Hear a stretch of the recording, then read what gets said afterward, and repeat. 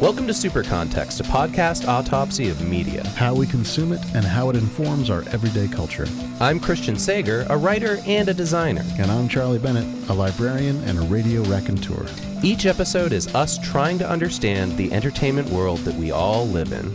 Just a little bit better.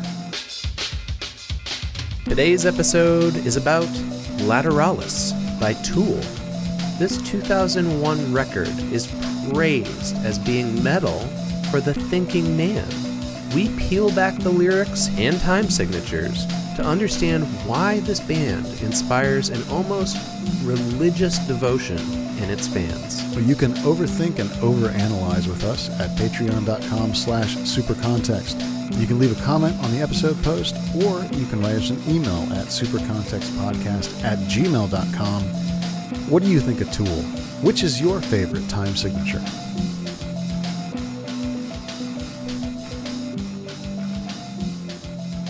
Chris, I've been dreading recording this episode. Why? I thought this was one of the things that you really wanted to cover. Because I love Tool. That's why I'm dreading it. Oh, okay. I was dreading it because we have now done 3 albums in a row that you've chosen that are all about counting. There is so much trivia to Tool. There are so many like ins and outs and fan kind of like traps. Yeah. That I just want to talk about the record, and I want to kind of place it a little bit in my time of my life that I listened to it in. Mm-hmm. But it feels like one slip and we will be in some kind of, do you know that Adam Jones actually did the flocking on the figure in the Sober video kind of thing? Yep. So I've been dreading this a little bit. Well, yeah, I'll just say this. This has been on our list for over a year now. We have had requests to talk about various Tool records. This is the one that you chose as like, you think it's the most important to talk about. To me. I don't hate Tool. I like Tool, fine. I liked the first 2 records, and then I just kind of stopped paying attention. And anytime somebody would bring them up or play a new record for me, I'd be like, that's cool. But like, it wasn't really something for me that I spent a lot of time with.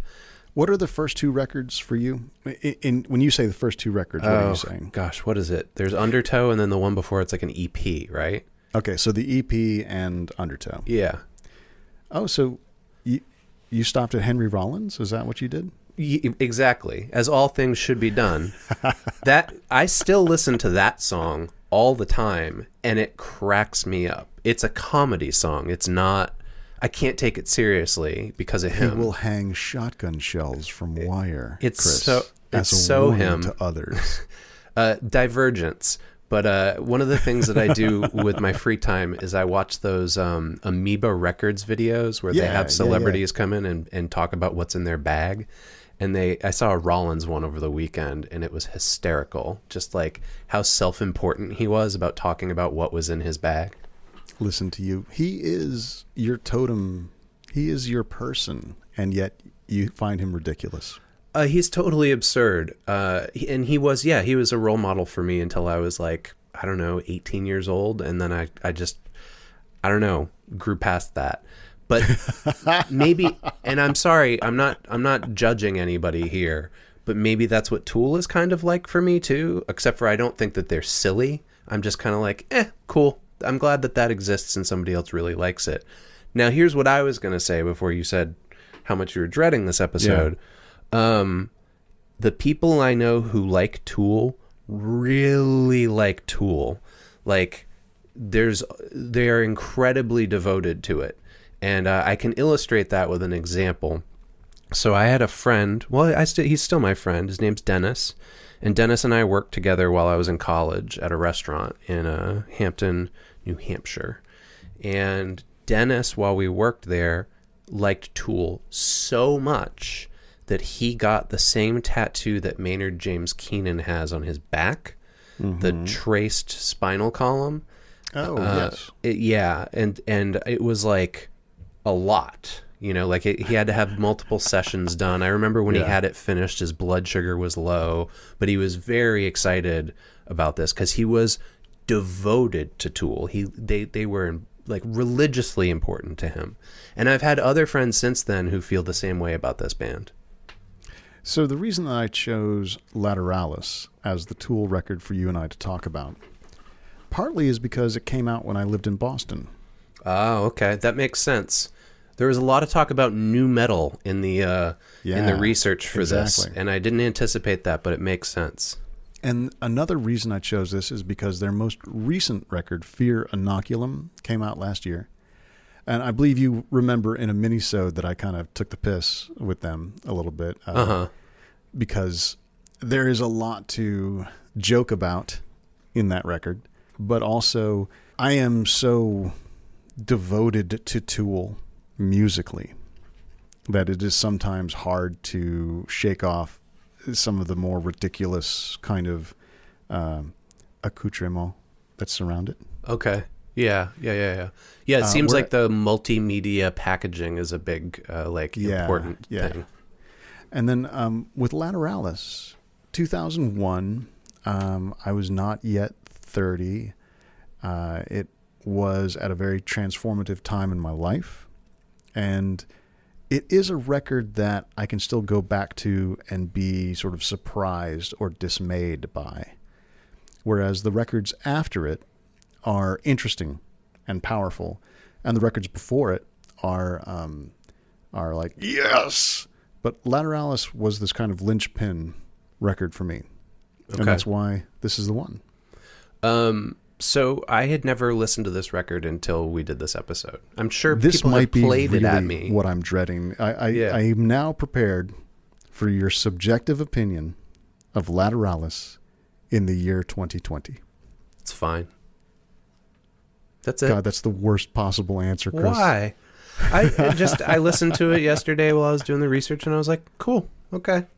But it didn't like rock my socks off. There were some parts where I was like, oh, I can see why like people are really into this, but none of it struck me the same way that those first two records did when I was in high school.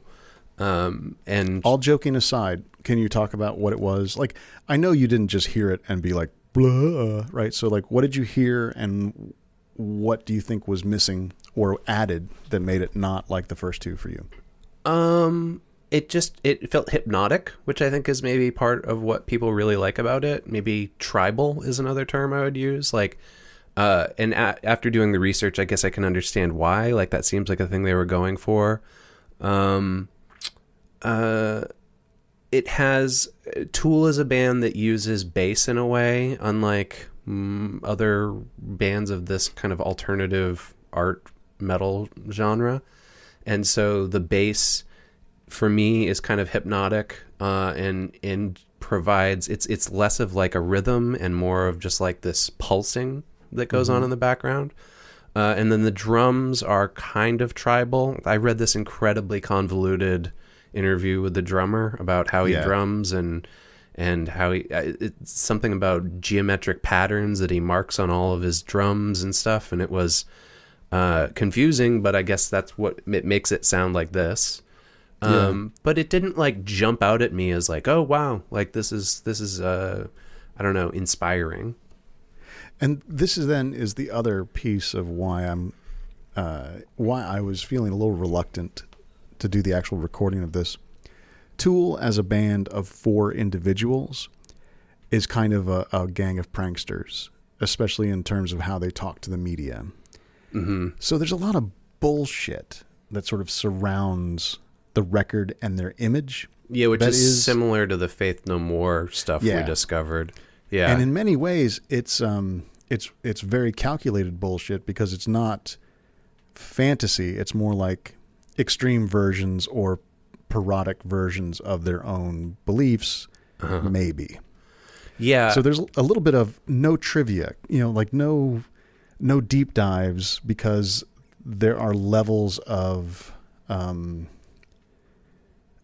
unreliability Yeah, and I did my best with the research to try to peel that stuff away. But if we start getting into things and you realize like, oh, this is all farce. I think Please this is one of the say joke so. paths. Yeah. Yeah. I'll try. So this is a record by the band Tool that came out in 2001.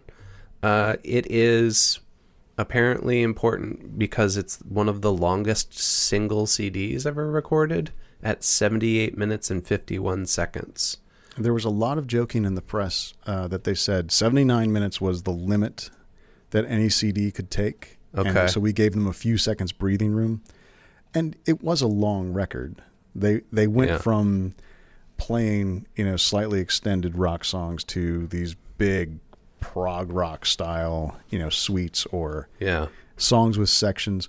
There's a bit in one of the interviews where the drummer says the producer convinced him to take out one of the sections of the song Lateralus. And my response to that when I read it was, there was another chunk of this song. It is already so much. It didn't need another chunk. It's interesting that you point that out because they talk about how they write their songs and how they choose which chunks do and do not make it to the final cut. Yeah. So maybe we'll get to the heart of that. I guess the way to approach this is we're going to talk about each member and their contributions and what they said specifically about this record. And then we will get into the producer who you just mentioned and the record company, the publisher that put this out. And there was a lot of legal contention around this record with them. And then the rest of the episode will go the way we normally do. We'll talk about reviews. We'll talk about how it was received. It won a lot of awards. A lot of people were excited about this on a critical level. And then there's a lot of thematic navel gazing about this record that we will get into, but try to do quickly and not go too deep down particular rabbit holes about Fibonacci sequences and things like that. Yes, please. Let's not do that. Very quickly, let me place Lateralus in the history of the band. So in 1992, they released an EP called Opiate, which was a rockin' piece of LA metal, That was the first thing I had by them. Yeah. Undertow came out the year after.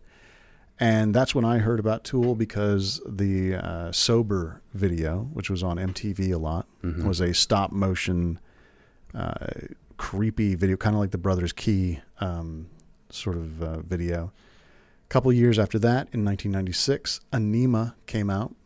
And that was a much bigger, grander record. It was more in line with the sort of prog rock stuff that we talk about these days with Tool. 5 years later, Lateralus came out, the fourth record, third LP. It was 5 years after Lateralus that their next record came out, and then it was 13 years before the next record came out, which was last year. Okay. So Lateralus was kind of this moment when suddenly Tool began to take a long time to do records. There's some legal issues. So Lateralus is also this kind of starting point for one version of the band. So I know we're being really subjective up front, but I want to establish something because, like I said, I started listening to them in high school when their first two records came out, and then I kind of tuned out. And so to me, subjectively, this is what Tool was as a band. Artsy animation dudes who did those like cool videos that you mentioned. Like all their videos were sort of these dark puppet, stop motion, creepy things. The other thing that people associated Tool with when I was listening to them was like, whoa, the bass player plays bass like a guitar and the guitar player plays guitar like a bass. And that Maynard James Keenan kind of had these pseudo philosophical, psycho drug trippy lyrics. Yeah. Sort of like, I don't know, like this like dark poetry about like existentialism. And then occasionally people like Henry Rollins would show up and throw out a couple of lines of slam poetry over a bridge or two. that's pretty much like my experience with them. And now I'm sure me saying that is like insulting. So tell me like what it is, why this band is important to you. Because I know this is going to be the thing I think that's important for us to talk about at the end is like why all this stuff inspires so much devotion. Like more than any other band, I think, that you've brought to the table for us. This band inspires a kind of like almost ritualistic fandom. Yeah, I think that Tool, especially the last 3 records, occupies kind of a magic, with a K, place for some people. Yeah. I think that there is a ritualistic or ecstatic kind of fanship. I don't think it's like, oh, if you're a Tool fan, then you are thinking about chakras and expanded consciousness. But that is throughout their records, especially once they got past the kind of self-loathing sort of aspect to some of the first records. Yeah. And by self-loathing, I mean that the lyrics by Keenan appeared to be about I am just a worthless liar is one of the key lines from Sober. Like this kind of abjection. Moving into, especially with Lateralus, a kind of inward-looking universal kind of expansion of consciousness. And so there's a little bit of a, maybe you don't do psychedelic drugs, but you can listen to Tool and try and find a place to feel like you're getting outside yourself. Yeah, so that's exactly my sense of why people really, really like it. Another friend of mine, my former co-host, podcast co-host, Robert Lamb, is absolutely devoted to this band. And all the things you just described are like, they check off boxes that are Robert's interests. Yeah. Yeah, and so that, and that's also why Tool can sometimes feel like a band like Rush or King Crimson, just sort of oh God, I don't want to hear about what you have to say about your favorite fucking band sort of band. Well, I mean, there is, I'm not saying this to be derisive, but there is something that's kind of fascinating about all these dudes, because it's mostly dudes, who like these bands, that they're just really into counting. Like you keep saying that. The counting is super important, and I have a theory about this that will come up when we get into our representation section. Okay, because I have a theory too. Nice, dueling theories. Why don't we start off with the guitar player, who is also known as the like art director, basically. His name is Adam Jones, and he directs those videos that we were talking about.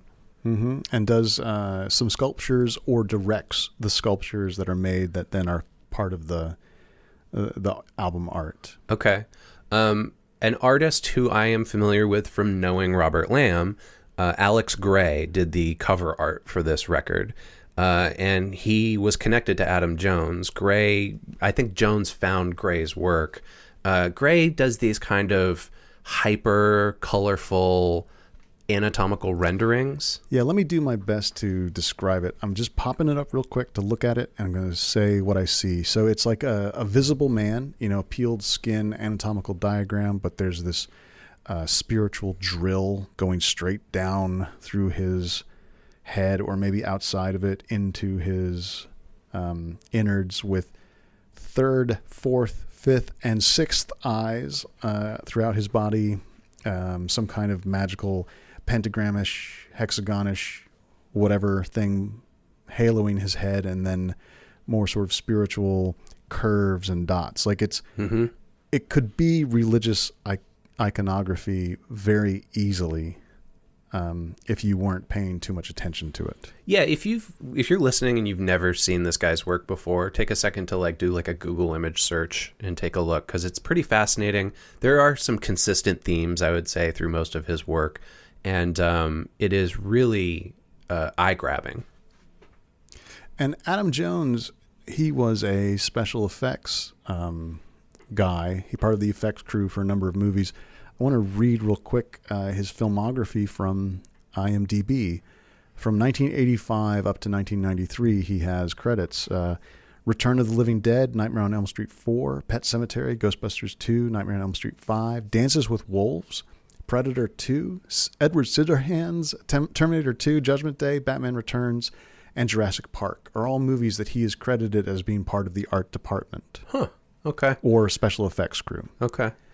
And then by the time the videos came out for Prison Sex and Sober, that's the end of his special effects credits on IMDb. Oh, okay. So the videos that have come out since then are not his? I'm not going to say that. I'm going to say that it would appear that he stopped doing day job special effects work after Undertow's sure videos were made. Okay. And then we get to the singer, Maynard James Keenan. He is listed here in one of the pieces. They say when they perform songs, he'll move to the back of the stage when they perform live, while specialized artwork or claymation is shown above, usually either created by Jones or Gray. And a reviewer says that this is intentional because it encourages the listener to focus on what is being said in the songs rather than glorifying the singer. Yeah, and the videos for their songs are usually mostly artistic, not so much performance. In fact, from a Spin magazine story, the cover story in 2001 about the band and their upcoming record, Keenan tells this story. Once Adam Jones and I were leaving the Hollywood Palladium after seeing a show, and after we said goodnight and split to go to our cars, some kid runs up to me frantic. Oh my God, oh my God, oh my God. Were you just talking to Adam Jones from Tool? I was like, yeah, he's cool. You should go talk to him. He might take you out to dinner. Okay. So Maynard's profile is not as a front man. It is as a singer or a sort of costumed performer. Yeah. And he's hard to recognize when he's just out and about. And he is involved in other projects that are pretty successful, A Perfect Circle being one of the more notable ones. Yeah, and that's important to know because that was a band that he was in while this record was being written. Okay. And then Justin Chancellor is the bass player. And I was unaware of this, but apparently the original bass player, Paul D'Amour, left after Undertow. Yep. Which is interesting because, like I said, like the bass playing and the sound was a very specific thing to this band. Yeah. So there's got to be a certain amount of like Justin Chancellor trying to replicate that. Yeah. Well, Chancellor said that he was a big fan of the band before, and a fan of Paul D'Amour before he left, and that he was even he turned down the audition the first time Tool asked him to come out. He's English. He was in a band called Peach that kicked him out as soon as he said he was going to go audition for Tool. I found this bit from him in the same Spin magazine article. He says, it's hard to keep a band together, but in our case, it's just worth it. And then Keenan says, what we have in common is the ability to listen. You just listen to each other and find some space in the center. And if there isn't room for you there, then you wait until there is. Which is kind of interesting. I mean, Chancellor is the only replacement member.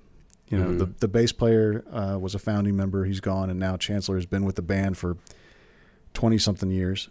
And so Lateralus is, you know, his first record where he was part of the band from the record before on.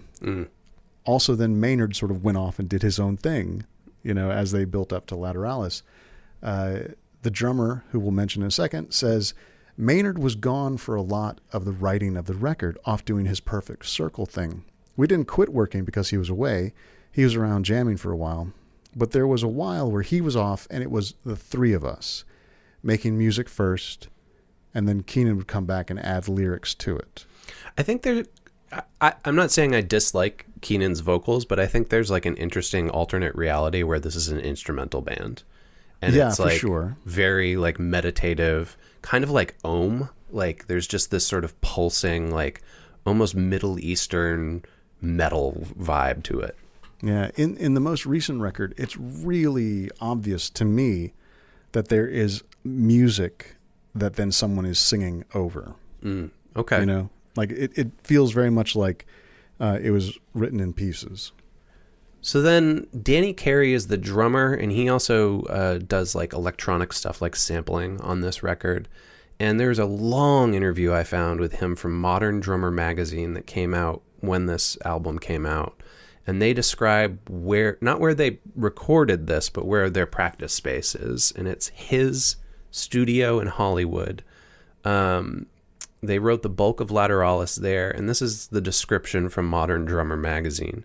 You enter into the studio from a tiny alley behind a health food store and are greeted by a mural that looks like a boys' night outside of a death ranch. Skeletons linger under spotlights, cobwebs coil ominously. Inside the studio is perpetually dark. When the lights are turned up, you understand why. A large geometric grid, like the artwork on Carey's pads, his drum pads, cover the ceiling, which is also decorated with gargoyles, dinosaur mobiles, and skulls. 200-year-old swords once used by Carey's father in Masonic rites adorn the walls, along with more geometric designs, a mace, a virtual occult library, a bronze bust by the sculptor Shulkozky, framed photos of Carl Palmer, an Aphex Twin poster, and a weird-looking Jacob's ladder, like you might see in a Frankenstein movie. There's a large Enochian magic board embellished with the names of various angels used to channel spirits. What is an Enochian magic board? I feel like you are the person who would know that because of your previous work. Yeah, on other podcasts. I do know what that is, actually. They are like ritualistic devices used in summoning spells. Enochian is supposedly like an angelic language. In fact, I think the guy who created Enochian is referenced later on in here, but John Dee worked with him. Okay. The boards are essentially like these things that you would put candles on, and you would draw geometric designs that were symbols for each particular angel or demon that you wanted to summon and get advice from. So this is where the Tool as some kind of ritual magic or ritual magician kind of band comes from. For me, the diagrams on his drums, on Danny Carey's drums, appear to be magical symbols. So it's like, it seems like visually reminiscent of either like this Enochian style magic from like the Lesser Key of Solomon or like Kabbalah. Which is interesting because the other time that we've tapped into this area, the roles were switched, and it was a Grant Morrison episode. I think it was Nameless, and you were the one who was like, I just don't care about this stuff. And I was kind of like, I know more about this than I should, but I also don't really, like, I don't buy into it, but like I find it kind of visually interesting. Yeah, and for me, this is the stuff that I have to put up with to enjoy Tool. Okay, yeah. And by that, I mean that for me, I am not so interested in the occult trappings, the spooky junk, the kind of Kabbalistic, somewhat Indian, global kind of magical theism, or sort of, what is it? What do you call it when you think of yourself as the summation of the universe and all gods? What's the name for that particular religious belief? Oh, I don't know. There's got to be a word for it, but I'm not able to come up with it off the top of my tongue. If you were to say that Tool appears to be a band of a kind of religion, it would be a religion that presented the human mind as the encompassing of the universe. Yeah, and so this is kind of interesting to me, right? Because I am interested in dabbling with that stuff and kind of finding how different peoples over the years have tried to use those religions or those symbols as like frameworks for understanding the world. Yeah. That's interesting to me. But like, it's funny, when I was reading stuff like this, I was like, this is in a way cultural appropriation. And I'd never really thought about it like that before. But it sort of is. And it made me think like, oh, Grant Morrison's doing a bit of cultural appropriation there as well. Yeah. And so I'm not ready to really unpack that particular assessment. Yeah. But we do have something from Danny Carey here that I think should be added to what you just said. Yeah, yeah. So the interviewer says, hey, sometimes it seems like you all are trying to put forth an image of being like heavy metal, satanic, magical, crazy people. Is this just, you doing you, or is this some kind of plot to create an image? And Danny Carey says, "There's no effort to appear any certain way. We just want to stay true to what we do.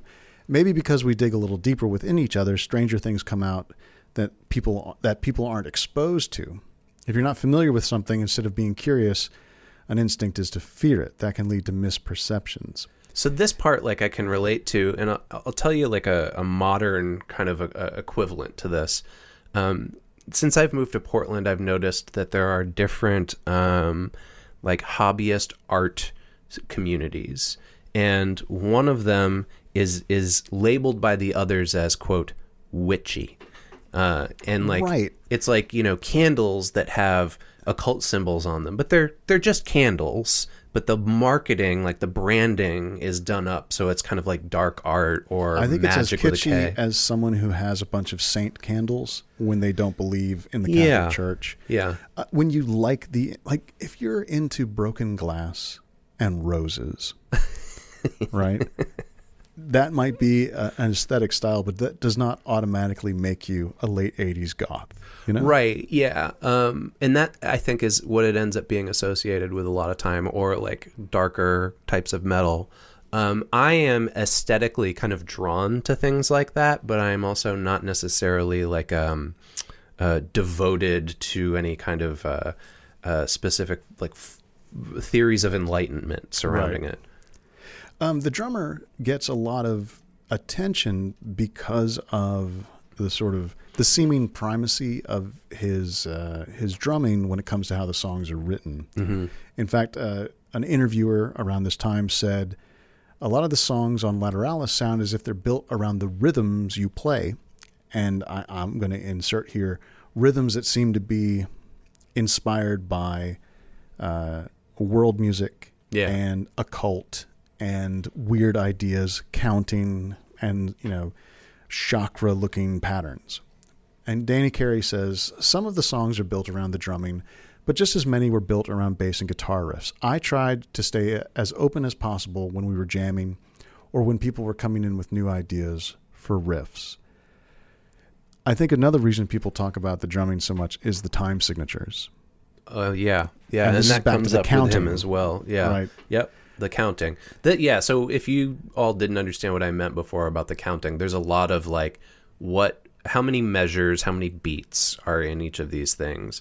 And which it just seems surprising to me. Like, this is a band that it seems like you would just listen to and kind of enjoy the rhythm and the motion of the songs. But there's a lot of like trying to demystify, like decode what these songs, quote, mean. I don't think demystify. I think decode is the right way to say it. Yeah. You know, they talk about their writing sessions as being long jams that they record and then they return to and find the bits that are really cool. And I think, as Carey says, find the jewels that pop up. And I think that creates this kind of hypnotic or rhythmic sort of riff, because if you jam for 2 hours, maybe on drugs, maybe not, you find the thing that feels kind of mystical and organic, and those don't always end up being 4/4. Sure. Right? They're not planning it, but the things they find are in different time signatures or have different tones to them. Well, let's jump ahead, actually, because this is relevant. There's a point where they ask him about the time signatures, and he immediately says, "There is never any mention of time signatures ever. There have been times where I will play a weird beat, and one of the guys will want to play something over it. And then occasionally we have to use meter as a metaphor to get the point across. And we'll say, play over this meter of 5 or 15, just so there'll be a meeting point for us somewhere. It mainly comes in the arranging stages, like when we're trying to find ways to string things together in a subtle way." So what I hear right there is that what he means is they don't start with the time signatures, but they do talk about time signatures after they've generated riffs. Yeah, after they find what they like, they then have to decode it. Okay. Right?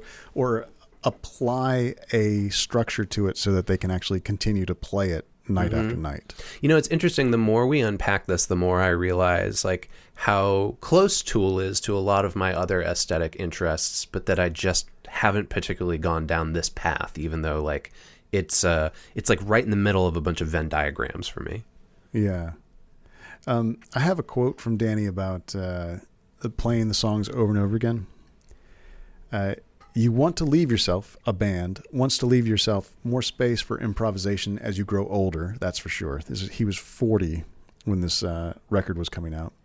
You know you're going out on tour and you have to play these songs every night, so you want to leave yourself room to move so you don't become tired of the tunes. But our tunes have become good enough emotional vehicles for us that I don't grow weary of them. He talks about working very hard to make these songs that are interesting to play and make them feel a certain way as much as they are interesting to the audience. Yeah.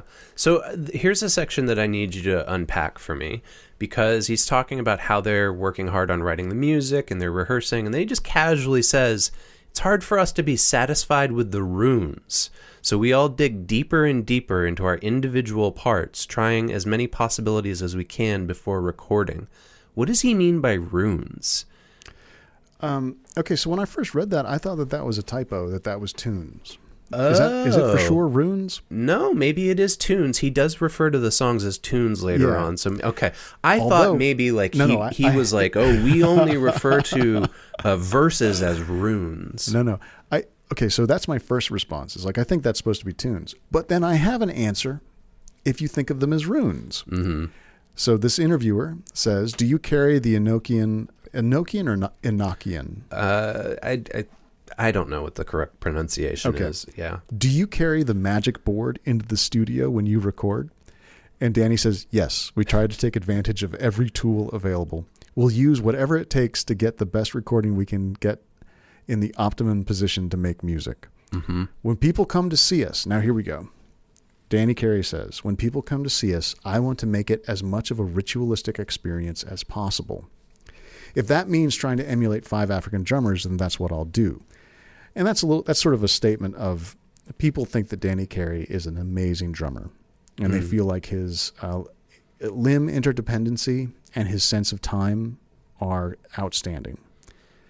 But on top of that, they are also kind of playing around with fucked up shit to make the stuff interesting to them when they're playing the songs. I mean, let's unpack that. Fucked up shit is just foreign, really, like to American audiences, right? Like he's talking about world music and like references to occultism from like 500 years ago.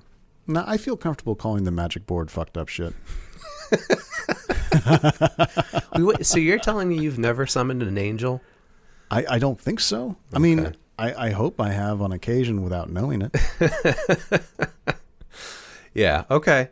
Again, like I could see why the Enochian board would be kind of like a fun way to try to symbolize like other philosophical thoughts that you had about things, or even just writing music, right? And you're using just to create Enochian a different feeling in the room, right? To like knock you off the track of whatever you were doing, that kind of thing. Yeah. But it doesn't seem to me from reading the interviews with these guys that they actually think they're doing magic.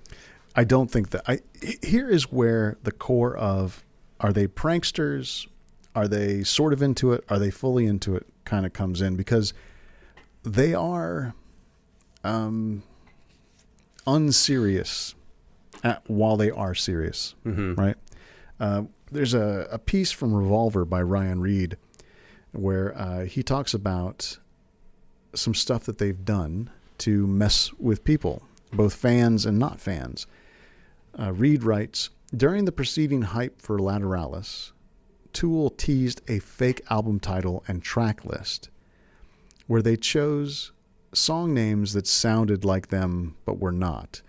For instance, songs called Malfeasance, UVR, Number Reft, Encephalatus, Mummery, Coliacus, Pain Canal, Lactation, Smearma, and River Christ. I especially like Pain Canal and River Christ. These are like the kind of jokes that you would hear on Metalocalypse. Exactly. And they are doing that not just to be like, hey, isn't that funny that we might do a record like this? They put this out on file sharing in order to confuse people who were going to download and spread their record. Mm-hmm. But even when we're talking about how they kind of make fun of themselves or make fun of other people, their fans, and sometimes they themselves, get deep into the kind of overdone, nerdy prog rock stuff. For instance, there is a Fibonacci sequence built into one of the songs, like explicitly, like on purpose. Yeah. And I don't even want to do this. I'm just going to say the Fibonacci sequence, which is where every number in the sequence is the sum of the two preceding it, which I guess goes 1, 1, 2, 3, 5, 8, 13, 21, 34, 55, 89, 144, 233, 377, 610, 987, and then so forth. And I believe geometrically that's expressed as the golden ratio. They found ways to do 9, 8, and 7 as time signatures of a song that they were going to call 987. Maynard Keenan wrote some lyrics that matched up with those numbers. They didn't just like say it and then say, aha, yeah, Fibonacci. Like they actually did work on it in sort of another kind of knock things out of the way, knock things out of the groove kind of writing process. We'll talk a little bit more about the Fibonacci thing, not getting into the math of it, but the sort of thematic aspect of it later in the episode. But there is a quote here from Keenan that's recent, from just a couple years ago. He was on Joe Rogan's show, and he said that he regrets doing the Fibonacci sequence thing.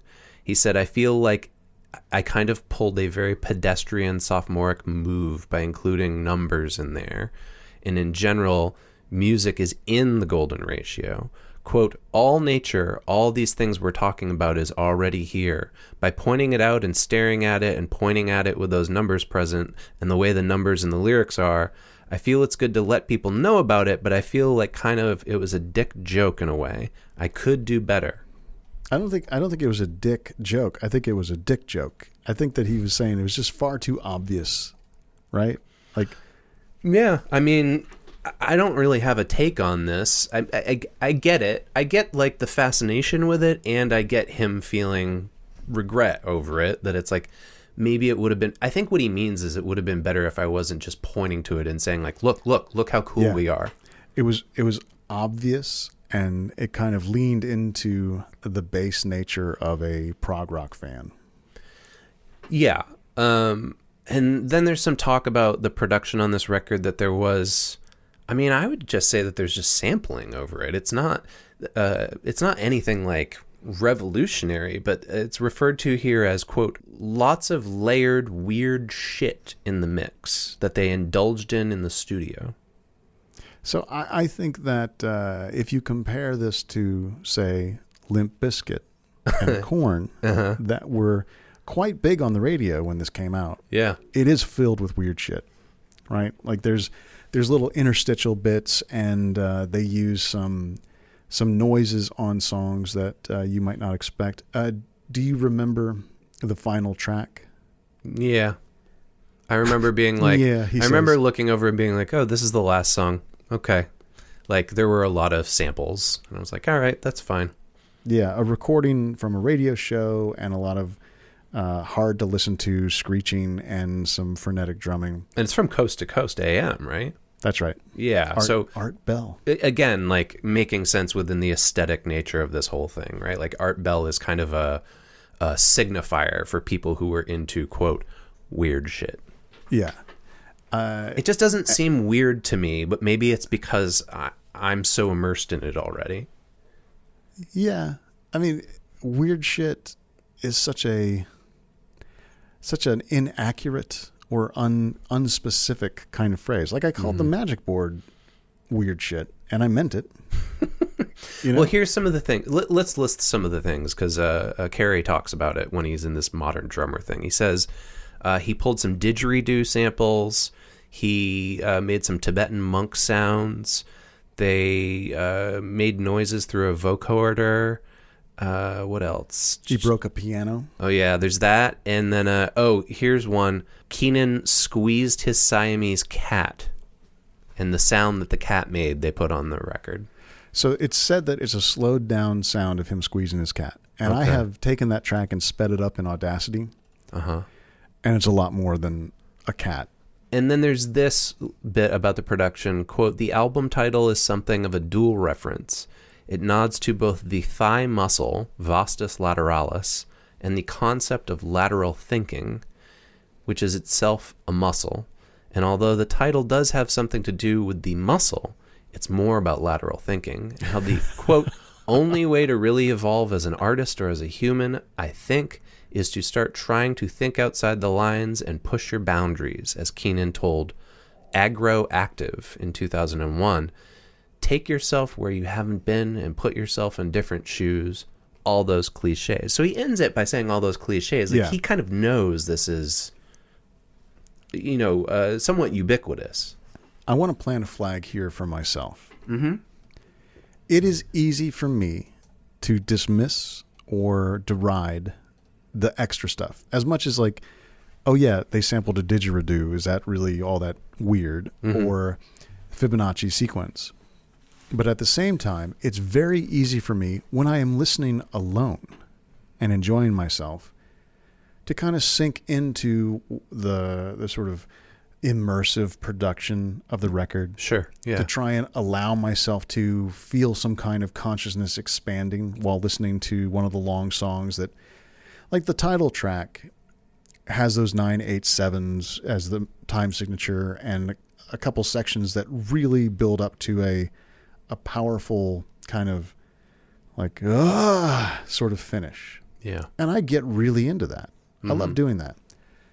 But it also feels a little bit like, oh God, I don't want to tell anybody about that. I don't want to say, well, yeah, when he says spiral out, keep going. Yeah. I kind of feel myself leaving my body just the tiniest bit. I think you are finding that you through Tool understand Grant Morrison and how people like me relate to him. Absolutely. More than you thought. There's a real similar thing going on here. If ever I say I don't like Grant Morrison, I'm not saying, I don't like how Grant Morrison uses that stuff. Uh-huh. I just find that it turns out I don't like his writing very much. Yeah. Even though I have enjoyed The Invisibles so much. But I don't dismiss him because he indulges in magic. I mean, I'd have to stop reading Alan Moore if I was going to do that. Yeah, well, that's why I was about to bring up both of those guys, actually, because I think in a lot of ways both in their prose and in their comics, they are referencing the same things aesthetically, but they are also doing the prankster thing that Tool says they're doing, in that, like, I don't believe either Alan Moore or Grant Morrison believe they're casting eldritch spells like Doctor Strange or Gandalf. I think they think of it as a system for understanding symbols that represent actions in the universe, right? And I think Tool are probably doing the same thing too, but all of them are playing into this like spooky, weird aesthetic that hangs over it as like part of the brand. An experience that is more than just, hey, this is cool. Yeah. All right. David Bottrell is the producer. He's a Canadian producer. And he summed up what he did on Lateralus as saying, I helped more with the structure of some of the songs. I remember campaigning to lose a section of the song Lateralus that Danny liked a lot. I think he is still a little sorry it didn't make it into the song. Let me read from Bottrell's credits. Yeah, a few I of just his did the selected same records. thing because I realized I hadn't pulled it. So yes, please do, because now that I'm looking at it, what sticks out for you, Chris? Oh, well, King Crimson is obviously important to you, but then bands like Dream Theater, Mudvayne, Silverchair, Godsmack, Stains. I don't really know Muse very well, but there's a lot of NU with an umlaut metal in here. There is, and it's kind of strange to see it. Also, Smashing Pumpkins, and he was part of the team that remixed Vapor Trails by Rush. Okay. So this is like a real prog rock guy overlapped with nu metal. It's an odd mix of progressive thinking man's rock and the kind of, dude, my dick sort of heavy metal that was really big in 2001. Have you seen this commercial that's on TV right now? I think it's an insurance commercial, and this woman's stuck. No, it's a car commercial. This woman's car only plays Limp Bizkit, and she can't turn it off. And so she's driving around doing all almost the peaked the microphone, dude. she's doing all the like soccer mom things, like going to the grocery store, dropping her kids off at school, etc. And it's just always playing Limp Bizkit, and she looks miserable, right? So she did it for the nookie. The nookie. That's the joke. And then she pulls up to a crosswalk, and Fred Durst crosses in front of her, and even he looks at the car like, "What are you doing?" And then she goes and trades in her car for a better car. I have to admit that if I was in the writer's room for that one, I would have been like, this is going to be great. Let's do it. I think I'm suckered by it. It definitely caught my attention. It comes up later on. I'm bringing this up because there are comparisons between Tool and that genre of music in here. This is kind of like when you thought Refused were like those bands. Yes, when I just sort of lumped them in because the name sounded like a bunch of other names. Yeah, and they very clearly in their adherents are like, no, like this is not the same thing. We are not the same as that. And they use that term you just used a lot, thinking mans, or the people who listen to Tool read books, and the people who listen to Limp Bizkit don't. Yeah, there's some pretty arrogant self-description, which, part of me is like, yeah, that seems right. But part of me is also like, you have no idea, unless you met those guys, although they probably have. Yeah. And I guess like that's what I'm saying is this David Bottrill guy, he produced this record and other records for Tool, but like he was working within that genre. And so he must have had to have played like he must have walked a fine tightrope, right? Between the like thinking man reading musicians and the like, tough guy new metal stuff. Also, he says, I helped more with the structure of some of the songs. I think that Bottrill was probably less a kind of studio dad, less of a running the recording, because all of the Tool guys sort of present themselves as interested in the technology, interested in, how they are creating the whole sound. Whereas I kind of imagine that he created the sound for some of the other albums that he worked on. The drummer, Danny, also mentions that when they were in the studio, they didn't think about the order of the songs until they got to the mastering lab, and that they wrote the song titles down on pieces of paper and then shifted those around, and that's how the final order came out. And he said it was almost exactly the order in which we had written them. Now, this is what's interesting to me is there's this big deal made about how there's an alternate version of this record. Yes. Where the songs are just in a different order? Well, it's like it matches the Fibonacci sequence somehow. Okay. So it wasn't super intentional when they were doing it the first time around, and then afterwards they were like, well, this Fibonacci thing has got legs. Let's apply it to the whole record. Oh, no. They did not come up with this other... This is kind of like someone saying, hey, there's a cut of the Phantom Menace where we took out Jar Jar Binks. Oh, okay. This is like a fan-suggested order for the record. Gotcha. That may or may not be more magically effective. Okay. Which goes back into the numerology. Okay.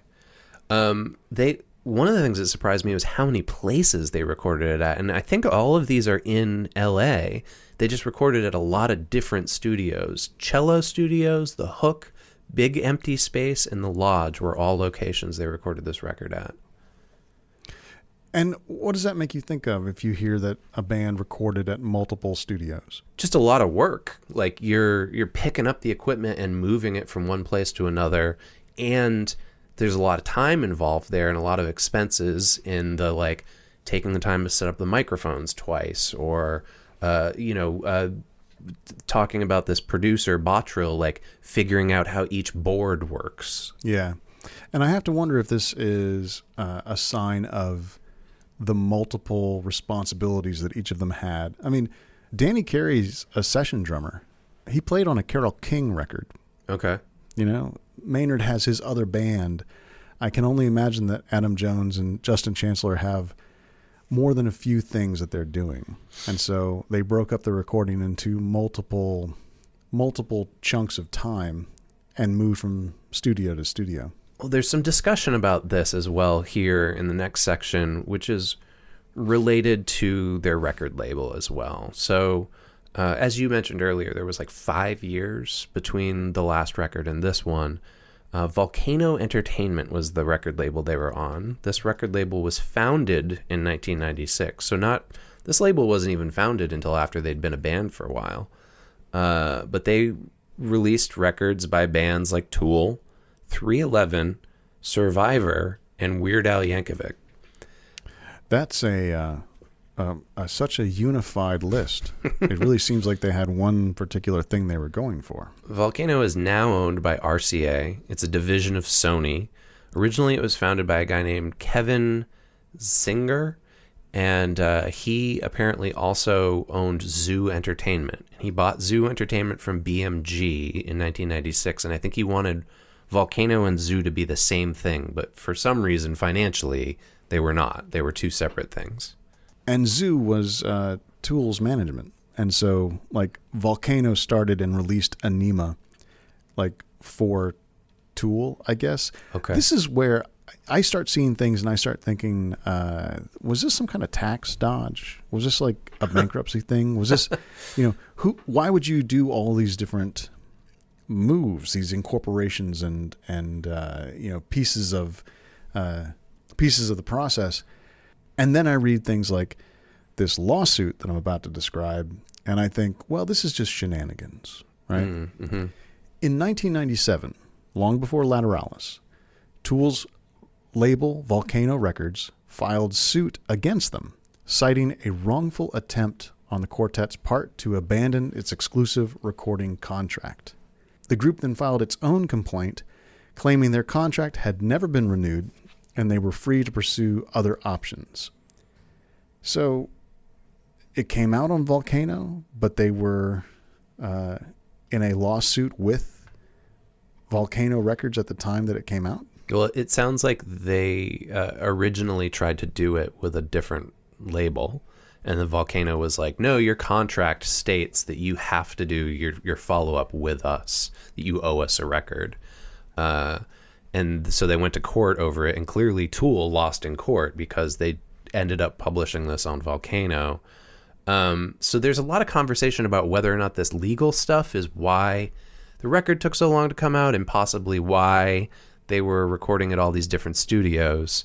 And Jones was interviewed by Guitar World after the record came out, and he said, it's not that we took 4 years to record the record. We spent a year or a couple of years touring behind Anemia, and then Maynard James Keenan left and did his Perfect Circle side group for a while, and then they did this album in about a year. And Jones says, to me, that's a pretty good recording process. But then he says, there's a lot of little things that got in the way of us completing the record on time. I think everything that could have gone wrong with this album did. Little things like broken gear to bigger issues like getting involved in a lawsuit with our label. I was telling the band as we got on a plane to go to the mastering studio, I wouldn't be surprised if it crashed. Last year's record, Fear Inoculum, came out on Volcano. Really? Yeah. Okay. This is the 5 record contract has been fulfilled. Finally. Okay. Yeah, so, I mean, who knows what it is, but, like, clearly Volcano is a business. There's some economic, financial stuff that you and I would refer to as shenanigans going on behind the scenes. Tool doesn't seem particularly happy about it either, but legally it seems like they're bound to these contracts. Yeah. They are paying attention to how the business works. I mean, I mentioned already the Napster thing. They released a fake album in order to mess with Napster and mess with this sort of, 2001 file sharing was just a few years old, and people were just starting, well, aside from Metallica, people were just starting to notice that it was taking money away from them. And they've stayed off of streaming until last year. That's right. Oh, I didn't know that. Really. God, I forgot about this until this moment.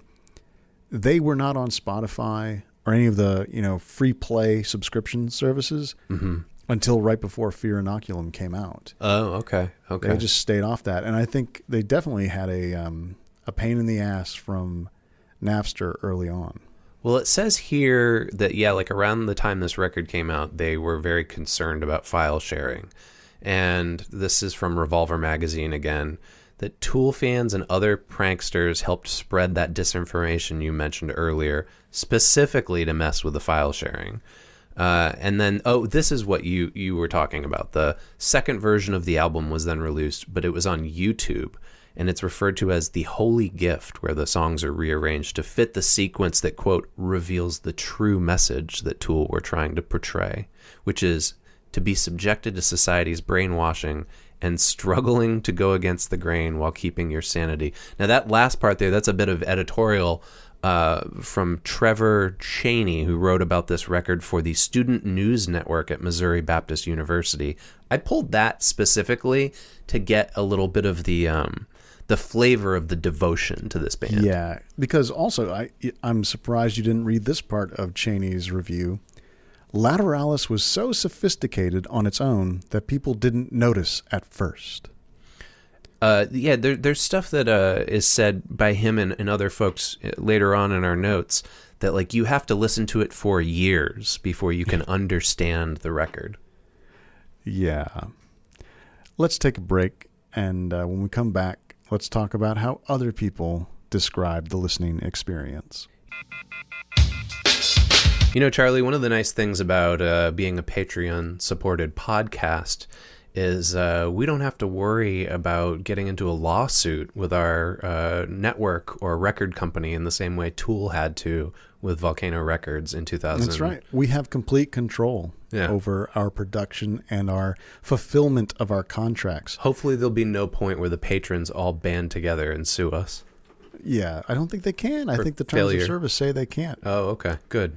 Now, we should explain, anyone who is hearing a Patreon spot for the first time, we are bringing Super Context to a close. In May 2020, Super Context will cease production of regular episodes.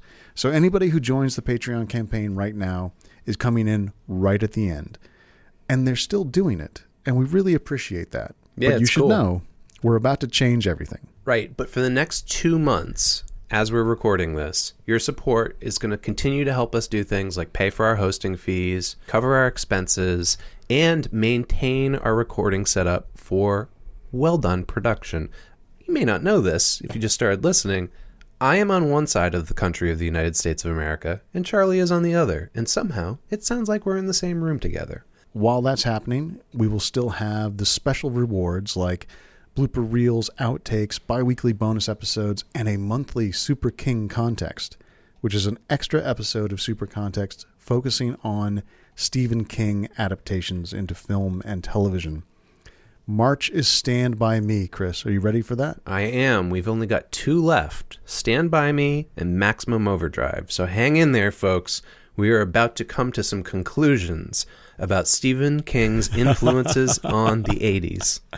What a pair of movies.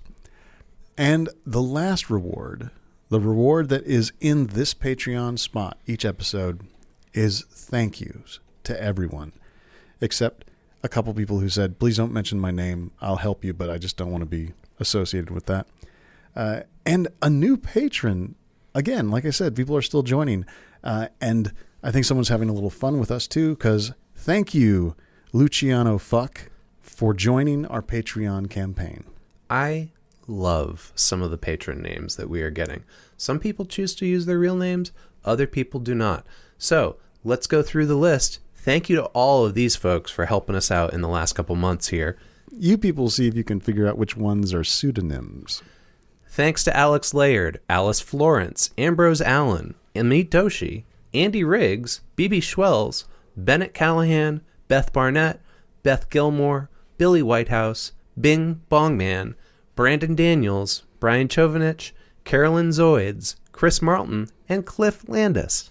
And thank you to Coco and Dave Jordan, Dave Wachter, Elijah Tilstra, Evan Mapstone, Fred Rasco, Gregory C. Giordano, Ira James Udiskin, Jason Bing Bong Puckett, Jim Taylor, Jess Staten, John Klima, John Pheasant, Joseph Aleo, and Juan Patton. Thank you also to Junta/Cult, Calvin Ellis, Carmela Padovich, Kate Sharon, Kevin Wetter, Christian Hirvela, Lee Fowler, Lokesh Dakar, Luigi Oswego, Melinda Hale, Miriam Meaney, Misha Moon, and Nathan Weatherford. And thank you to Nick Sage, Patrick Malka, Pete Bowe, Philip, R.M. Rhodes, the podcast Rein It In, Matt and Rachel, Roar Vinland, Rob Sloan, Robert Negoesco, Roman Marachek, and Romantic Placebo. And thank you to Ron Bilodeau, Ross Llewellyn, Ryan O'Neill, Sari Nichols, Seth Friedman, Simon Workman, Tara Mishak, Thomas Tremberger, and Vealheit.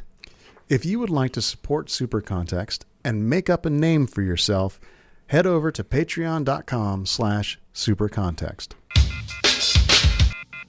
And we're back. You know, Chris, my fandom of Tool is a lot like a choose-your-own-adventure book. If someone were to come up and say, Tool, like, they're very sophisticated and quite interesting in the ritual of magic, and it's just so amazing. Most people can't really understand it, unless you really listen to it over and over again. I think, Jesus, will you shut the fuck up? Mm-hmm. However, if someone comes up to me and says, Tool sucks, they're boring, they're just metal, they're just like all those other fucking meatheads, I'd be like, hey, easy there. They really do a lot. Their records are quite complicated and really interesting. And if you pay attention and listen deeply, you can get a lot out of them. It's totally just whichever you come at me with. Mm. Well, what about when I just come at you with, this is okay, I like it just fine? I'm sad that you don't have enough of a reaction for us to really get into it. I think that would be good podcasting. Oh, okay.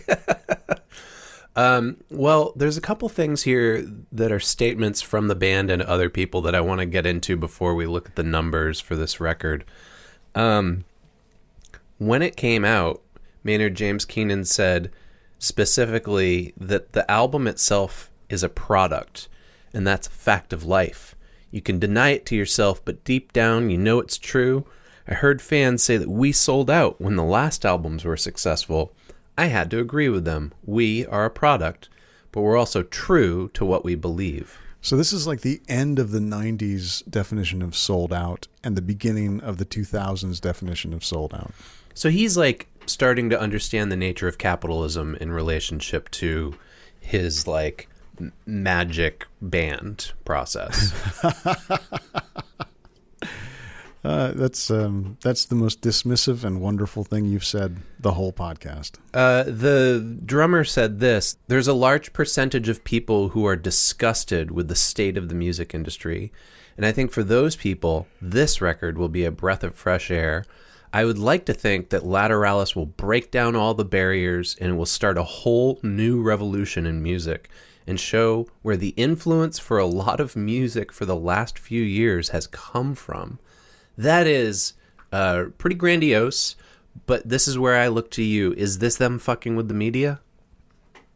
I don't know.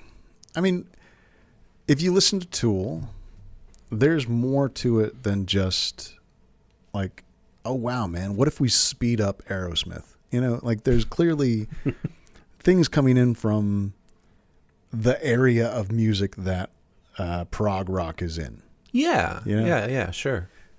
But I don't know. I mean, you know what? We talked about Neil Peart speaking to a British journalist, in the van and getting a little bit into it, getting a little bit overboard.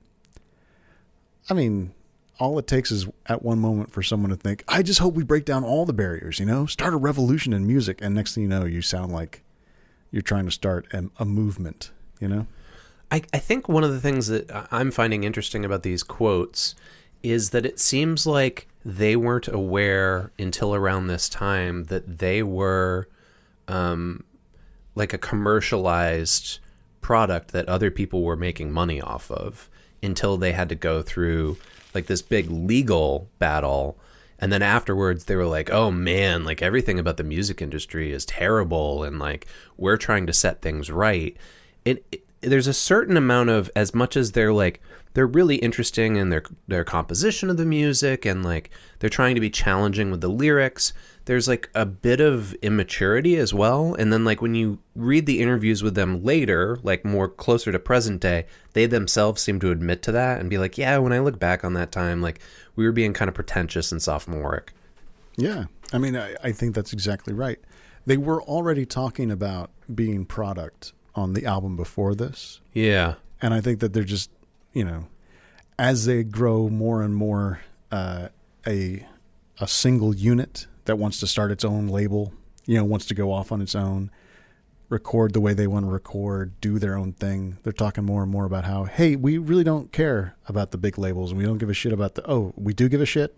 We have to record for them. Fuck. Yeah. You And know? 25 years later, they're still with the same company, you know, like there's something interesting going on behind the scenes here in terms of the nature of production and their like relationship as like creating art in relationship to that, right? Like, Yeah.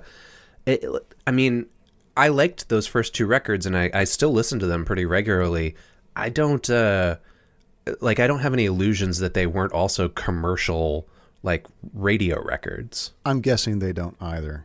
Yeah. But you don't say that in your promotional interviews until That's you've fair. been burnt. Yeah, that's Right? fair. Right. Yeah. Right. Okay. And then there's this, which really sets the tone for the context. And this Is a hell of a quote, hell of an excerpt. You yeah. found, Chris. So like you talk about this time, and it seems like you were paying a lot more attention to this than I was. I think I was so immersed in my own bullshit that I just didn't know that this was going on. I just kind of peripherally was aware of it. So this is from Sam Law, who writes about the importance of this record years later for Kerrang! Magazine. And he says, in the broader rock community, the shadow of grunge had subsided, and the subsequent wave of gritty alt-rockers was in retreat. In their place rose a far gaudier breed of superstar, looking past the joyously boneheaded purality of scene leaders like Limp Bizkit and Blink-182, the likes of Linkin Park and Marilyn Manson helped revive rock's cult of personality. And then Law writes, although the sound of Lateralus is utterly singular, it needs to be placed in context. The record is haunted by the ghosts of 70s classic progsters King Crimson and near contemporaries like Jane's Addiction and Soundgarden. It should be taken too in light of contemporary releases including Deftones' White Pony, Opeth's Blackwater Park, Muse's Origin of Symmetry, and perhaps even Toxicity from their LA-based brethren in System of a Down. Yeah, so every single group that he just mentioned is somebody I'm aware of, and I just go, okay, that exists, but it doesn't, it's not for me. Yeah, this seems very much like LA metal journalism to me, you know? Oh. And I don't know where all those bands are from, but it just seems like someone who's talking about a particular moment in metal, especially because when Robert Fripp was asked, hey, do you hear King Crimson and Tool? Do you know what he said? No. He said, I don't hear us at all in Tool except for one 3-note figure that I believe sounds a bit like us. There's much more Tool in King Crimson than there is King Crimson in Tool. And then from the notes, we know that the tour to promote this record was with King Crimson. Yeah, they tried to get King Crimson to be part of their tour. They did, and then they asked Fripp, the guitarist, if he would sit in, I think, on their sets, which I don't think he did. I don't mean to insult anybody here, Charlie, but surely King Crimson would be opening for Tool, right? Given the size of the band and their like rock arena kind of presence. I'm pretty sure that was the deal, yeah, because Tool was going on their promotional tour, and they got King Crimson to come with them. Okay. Well, this record was super successful financially. Again, like I missed out on this completely. So I actually had kind of a confusion over this next number. This was the number one record in the United States when it came out on the Billboard 200. Like, was that for like a week or a couple weeks? I think it was like when it very first appeared. When everyone ran to the store, like me, and bought the CD? I suppose. And again, like this is right around the same time that like they hadn't fully transitioned over to digital yet. So there was a lot of physical media purchasing. I think hardly anybody had a digital media stash at this point. Like I remember in 2001 getting ready to move and making some harsh decisions about my collection, I didn't think, how am I going to rip all these CDs to hang on to it? I mean, they just went to Newbury Comics. Okay.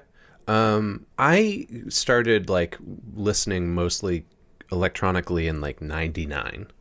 Seriously? But yeah, like I was also like really nerdily into that and was using like, I wasn't even using Napster. I was using like these stupid, obscure, like alt file sharing services and stuff. Okay.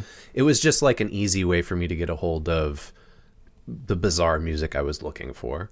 You know, there's a lot of stuff about the web that I realized I was a bit of an adopter of, an early adopter, but file sharing, music sharing was not one of them. Okay. Well, that's probably a good thing. You weren't breaking any laws. Yeah, never broke a law.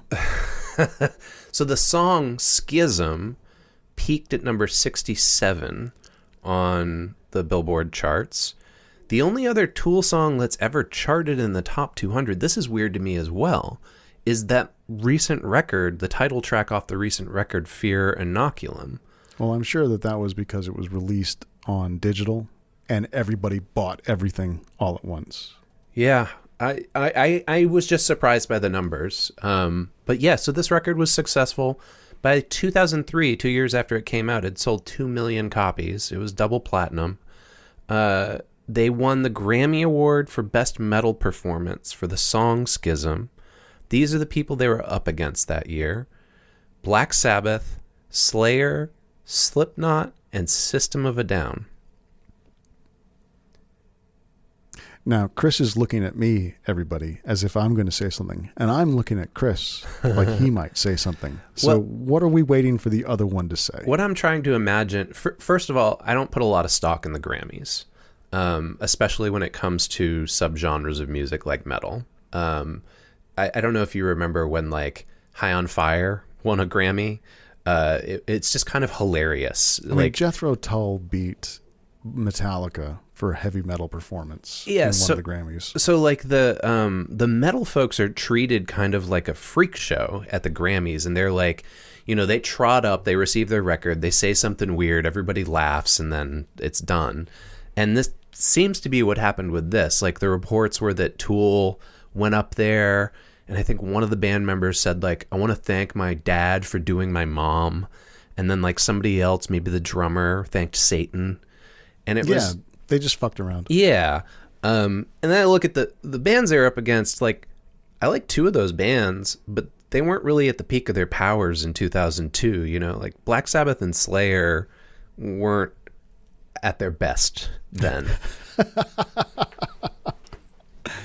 Okay.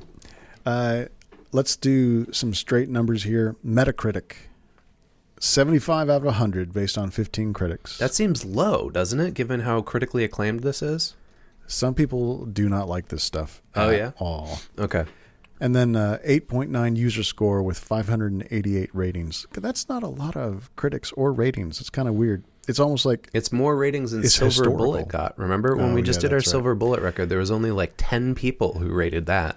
You know what? I would just quit doing this podcast if I heard that more people... were interested in Silver Bullet than in Tool's Lateralus. Well, I would be done. I have good news for you. They are not. So okay. Here are I guess a I'll couple keep doing this for a few more months then. Here are a couple more accolades that this Tool record got. I think this goes to show the like critical acclaim because it's more within the like subcultures that appreciate genre specific. This. Yeah. So it was placed on the Best Album of the 2000s list for Consequence of Sound and Terrorizer. Kerrang listed it as the top 100 greatest rock albums. Loudwire named it number 1 rock metal album of the 21st century. Holy cow. They also... Hey, we're not even close to done with the 21st century. Wait a minute. Yeah, but they're on top of it, Loudwire. They also ranked it number 6 in the top 25 progressive metal albums of all time. The album was also ranked as number 32 on Rolling Stone's 50 greatest prog rock albums of all time. And then Louder Sound placed it as number 33 on the top 100 prog albums of all time. So clearly, whether like the band saw themselves as being prog rock or not, they are taken that way by the media. Now, here's something really interesting, Chris. If you add up 1, 6, 32, and 33, and then divide it by the sum of 100 plus 206 plus 100. That's exactly how many measures are in this entire record. What? I know. Okay. So now we get to that whole numerology and like, what's going on here? Why do people get so like into the details? Yeah. I'm going to be a little meta here and just say, under our heading representation in our show notes, there's one phrase: more white dudes. I didn't find anybody discussing the nature of diversity and representation in relation to this record. Not Exactly. a big surprise. I don't know a ton about these band members, but like I couldn't find anything about their sexuality or that had anything to do with this record. It's not like Roddy Bottom with Faith No More, Right. for instance. And generally, it's understood that the Tool guys are as private as they can be as touring musicians. Okay.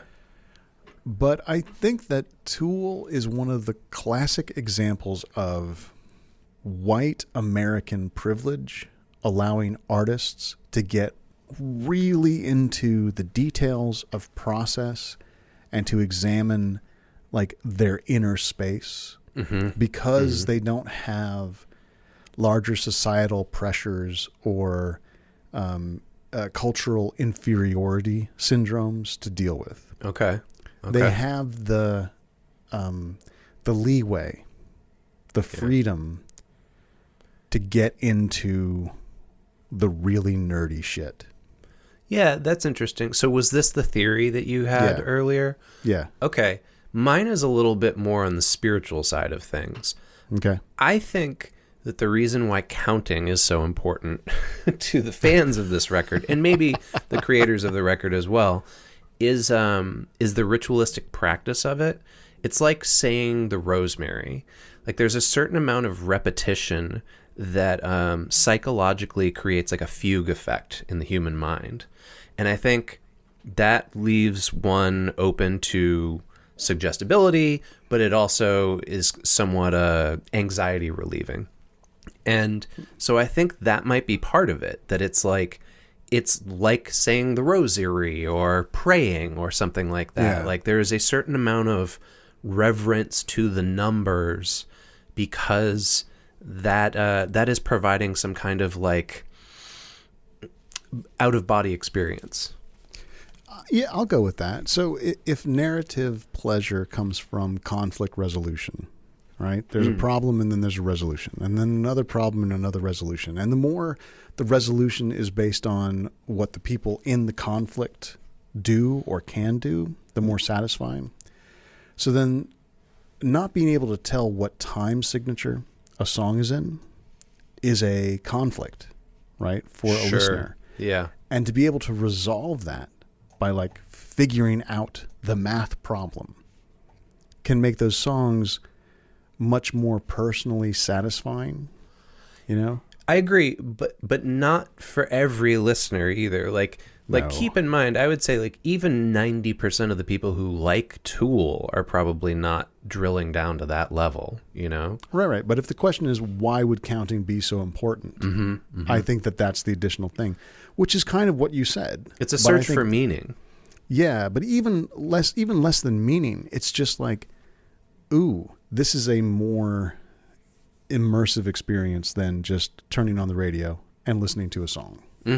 Right. If you want it to be, you can really get into it.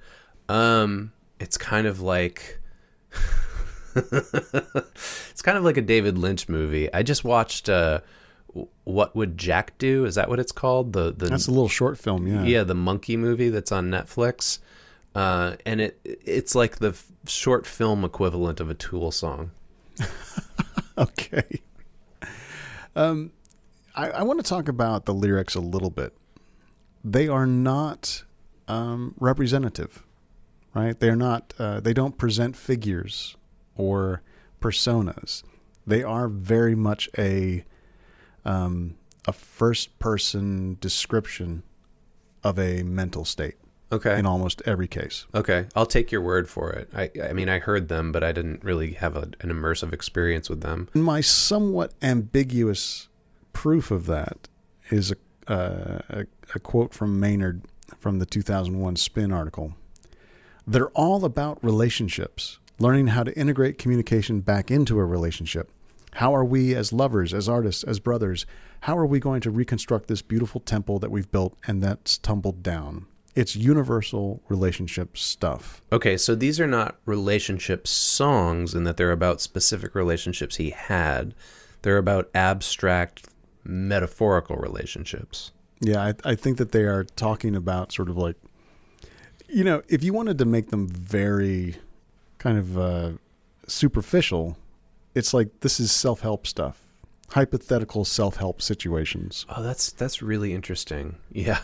This is like super dark, almost nihilistic self-help.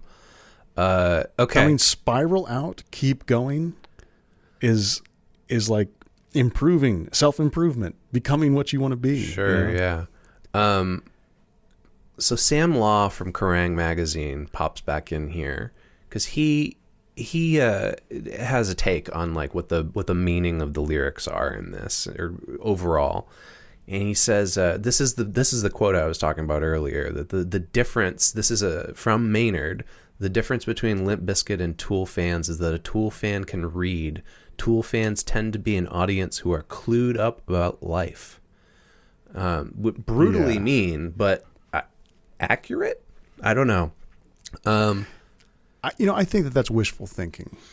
I think that's a hope for an audience. That's like, I hope my music brings me an audience that is more discerning, you know, more educated, more aware of themselves beyond just like, the music's cool, man, which I don't think is true of every Tool fan. The only reason why I can see where he's coming from here, despite how harsh that statement is right around the same time that this record came out, I remember Fred Durst appearing on Howard Stern, and we were listening to it at work. And in the interview, Fred Durst proclaimed that he proudly had never read a book in his life. And even Howard Stern was like, that's fucking stupid. Yeah. And that might be the specific thing it could Maynard be. is talking Yeah, about. it might be like the signifier that this is hanging on. Okay.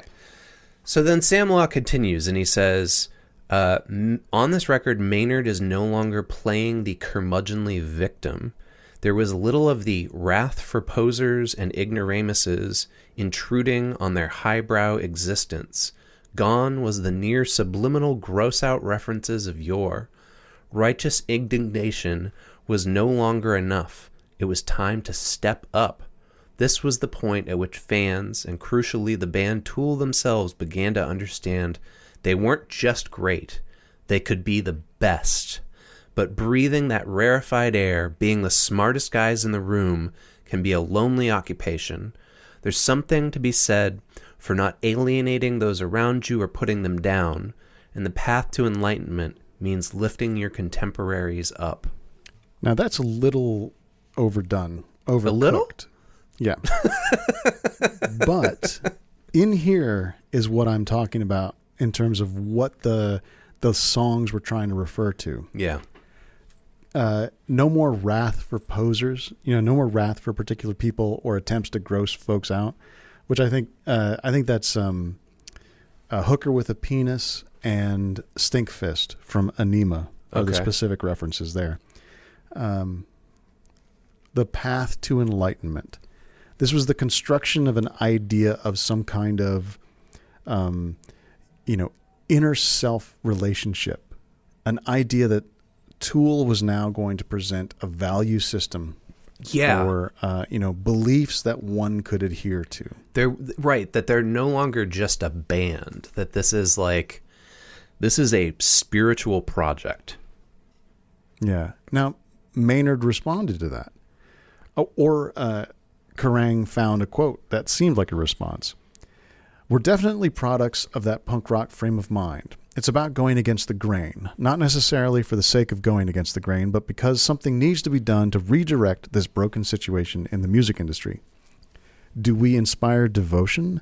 I hope we don't inspire too much, For people to sit in the lotus position is not the goal. The goal for us is to inspire people to go and do something for themselves. Okay. So this is interesting. It's like they are starting to struggle with this fandom that we are recognizing around this time. Like, it's been almost 20 years since then, so they probably have a little bit of a better understanding of how to cope with it and what it might mean. But they're getting this. He uses the term devotion, the same term that I used at the beginning of the episode. That like, Yeah. these aren't just fans; they're like adherents. They're acolytes of Tool. And if you take at face value his anecdote about not being recognized and sending the fan off at Adam Jones, they don't, or he does not have an interest in being a rock star that people adore. Yeah, he doesn't want to be their messiah. Well, I mean, Messiah, certainly not, but not even the person that you talk to for a little while and then off you go having had a Maynard experience. He was like, oh, yeah, the rock star's over there. Go get him. Ryan Reed also wrote about this for Revolver magazine. He said, around this time, Tool were as much a brand as they were a band, and that they were cultivating an aura of mystery, darkness, and sophistication, and that this was all done through things like their lack of promotion, their brooding videos, their elaborate time signatures, and their elliptical lyrical references. They were transcending actual music. Quote, if you liked Tool, you were as likely to love metaphysics as Meshuggah. But Lateralus proved that for all their grandiosity as a product, their music continued to evolve. No one sounded like Tool because no one could. It's funny, the long gap in releases and the stuff like Maynard being on Joe Rogan, Yeah, or Danny Carey doing drum clinics kind of takes away from what Ryan Reed's describing there. well, we have the perspective of hindsight for that. Totally. Yeah, Well, over 20 years, whatever this Lateralus kind of, oh, wow. Do they all live in the same house and sit in the lotus position and contemplate diagrams of chakras? Well, I think one of the things that's kind of amusing is I see a lot of parallels here with how people talk about Fugazi. That's exactly what I was thinking of. Yeah. They all live in the same house with no heat. With no heat. Right. Yeah, the whole like, what, they don't use heating? And like, of course they do. Yeah, No, there's just no air conditioning in the Discord house. there's just some kind of like absurdism into like imagining the lives of these guys like they were somehow like ascetic monks or something. But they're not. They're like, I mean, the thing about occult stuff in the studio and geekery, collecting, they're just into a kind of indescribable but immediately understandable 90s kind of horror film, consciousness expanding, not too worried X-File fandom sort of grooviness. Yeah, I think that's right around the time when this stuff really became like broader than just like niche fandom, right? Like there were stores in the mall where you could particularly go to shop to affect that identity that you're talking about. Yeah. I don't know that that's what Tool were going for in particular, but they were sort of swept up in it. And this brings us to the fact that this came out in the summer of 2001. Right. I knew this was going to be triggering for you. So why don't you go ahead? I just don't like the memory, of course. I don't think anybody does. The reason I mentioned the X-Files fandom in particular is that throughout the 90s, building up to 2001, building up to September 11th, 2001, I think we started to have a slightly decadent or relaxed kind of sense of what are you into? What are we thinking about? Are there aliens? Are there conspiracies? What's going on inner space? What will we do? Who are we? Mm-hmm. And then September 11th More white was like, people shit. Yeah. And then September 11th was sort of a, hey, shut the fuck up kind of moment for folks like that. Yeah, I mean, you're really condensing it down. We've talked about this before on the show, how that was a moment that sort of changed the zeitgeist, so that we didn't have the privilege of sitting around and worrying about things like that as much. Although, so there's two things that I come away with. The first is that I feel like today, as we're recording this, as a country, we're even more privileged to have the time to worry about conspiracy theories or whatever than we were even then. And I am struck by how affected you are by 9/11 and how much the person writing about this record thought about it as being like a signifier. This is not a joke. I mean, I think that some of the trauma that you experienced as a young person diminished the kind of the mind-changing trauma of 9/11. Yeah, it's sort of like what we were talking about with horror as inoculation. That I don't know that I was more prepared for it, but I was less affected by it. So this is kind of a weird personal moment. We might take this out of the episode. Charlie and I knew each other in 2001. We were friends. And Charlie was so affected by 9/11 that like you kind of had like an existential crisis. I freaked out. Yeah. Yeah. And I remember being like, wow, like I feel bad for him that this is affecting him so much, but also not relating and just kind of being like, yeah, that was really horrible that happened, but moving on with, the progress of my life. Yeah. And I look back at 9/11 now as surely like a horrible event that happened in history, but I don't look at it as like a significant personal marker for me. Yeah. If that makes sense. Absolutely. I might have had a very different experience if I had been living in Atlanta, if I had been living with my family. If 9/11 were to happen and my circumstances were exactly what I have now, I would have had a very different experience. But I was a dude who lived alone and didn't talk to anybody from Friday at 5 p.m. until Monday at 8 a.m. Unless you're hanging out with me. Yeah. Most weekends. Yeah. And I just, maybe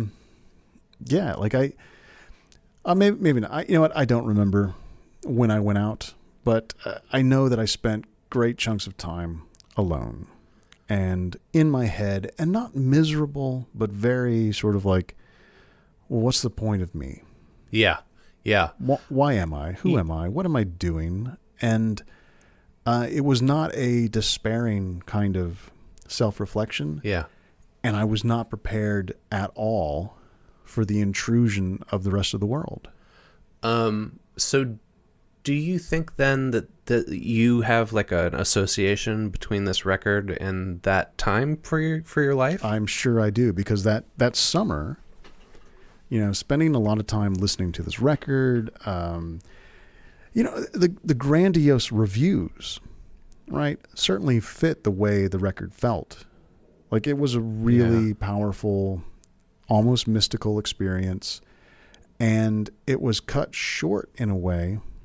That summer, in a way, was cut short by September 11th, but also that record then was sort of fixed in a particular time, right before the Garden of Eden was dismantled, or right before I was kicked out, or whatever kind of metaphor you want to play with. So I think I can equate this to a different band for myself. Let me see if I can do this. Although I don't have the same associations with them.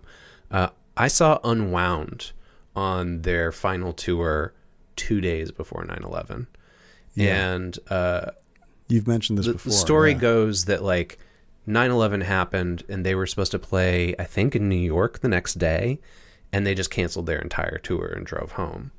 And I always think of that show, of seeing them on a college campus in Western Massachusetts, in relation to 9/11, even though the two things had nothing to do with one another. They just happened to be in the same time and relative space.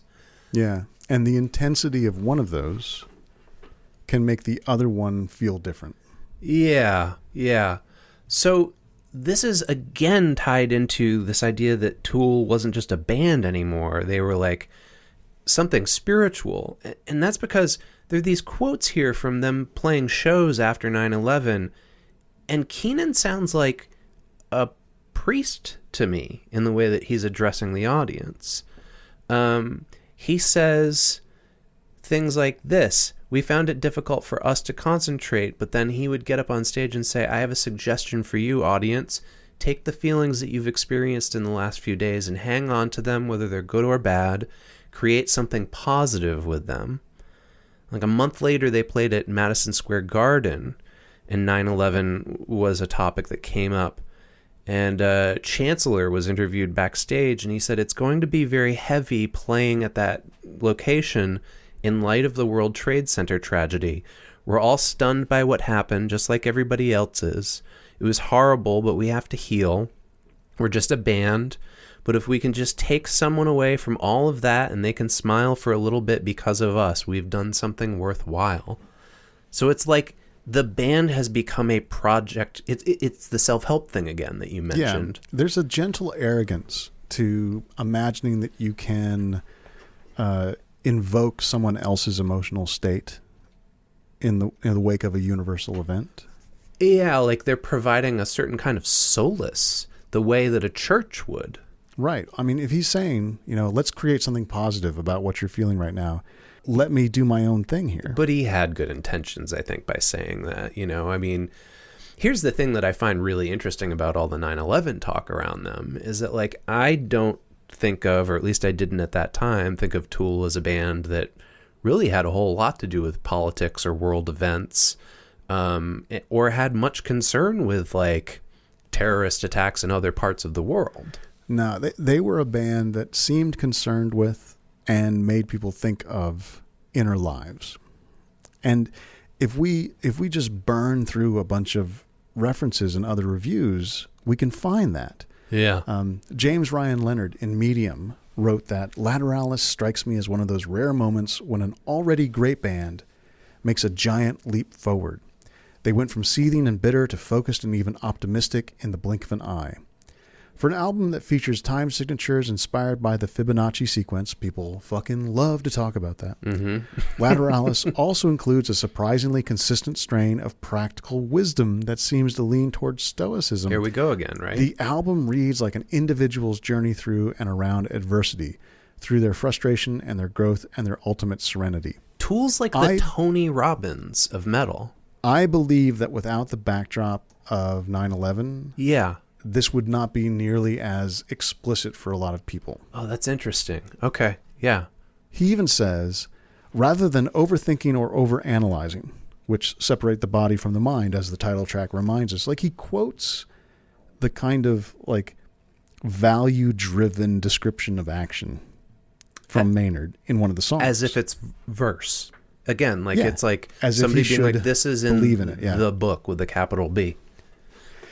Trevor Chaney, again, from the Missouri Baptist University Student News Network. He says that Lateralus requires multiple listens, years of listening. In order to capture the true message, you need time, an open mind, and some mathematical skills. David Frick in Rolling Stone says you need time to deal with Lateralus a lot more than 77 minutes. You will wonder, what the fuck is going on here? So much of Tool's third full-length studio album makes so little sense at first. But that is one of Lateralus's most endearing qualities. It rolls out its pleasures and coherence slowly, even stubbornly. This is, I mean, again, it's overcooked. But right? let me see if I can propose like a kind of working theory of what's going on, right? This comes out relatively soon before a traumatic event for Americans in terms of like their understandings of context and the culture they live in. And there are a number of Americans who don't have things in their community like church or, I don't know, a therapist in order to try to process the feelings that they're experiencing. And this seems to be like a pop cultural totem that people reached out to in their search for meaning in the wake of that event.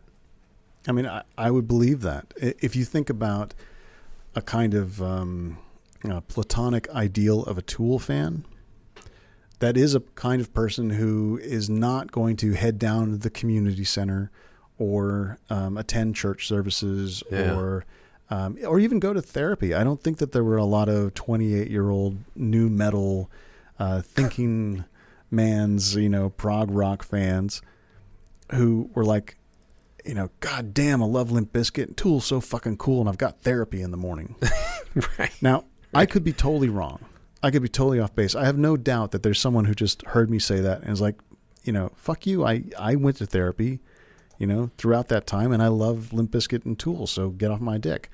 But there is this kind of privileged place that Tool fandom seems to land.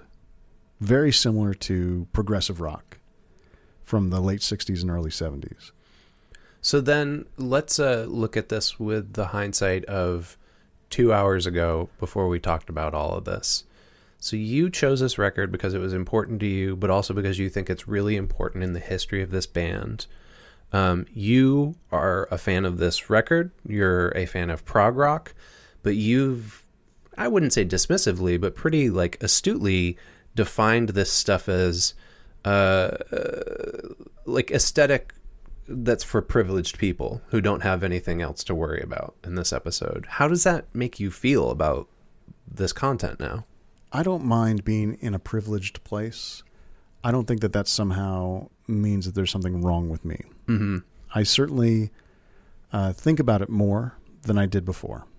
I think that it's easy to get confused about why stuff like this feels important, and I teach a class, Chris, and when I get to the aesthetics part of the workshop, I always say aesthetics is a subject that you can get a PhD in and be wrong about all the time. So I'm not going to talk about truth or beauty or what's good or bad, and to me, that's kind of what Tool feels like.